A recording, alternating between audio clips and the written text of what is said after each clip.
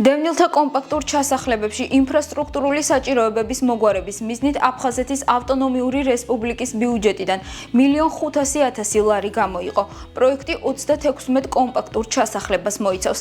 სამუშაოები ჩატარდება როგორც დედაქალაქში, ასევე რეგიონებში მთელი საქართველოს მასშტაბით. უკვე განსაზღვრულია თუ რომელ კომპაქტურ ჩასახლებებში ჩატარდება ინფრასტრუქტურული სამუშაოები.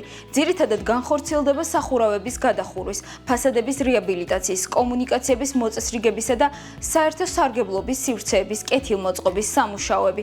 პროექტი მიმდინარე წელს დაიწყება და 2026 წლის ჩათვლით გაგრძელდება. საერთო ჯამში მისი ღირებულება 4 მილიონ ლარს მიაღწევს. დევნილთა კომპაქტურ ჩასახლებებში ინფრასტრუქტურული სამუშაოების განხორციელების გადაწყვეტილება აფხაზეთის ავტონომიური რესპუბლიკის მთავრობის თავმჯდომარემ გიორგი ჯინჭარაძემ მიიღო.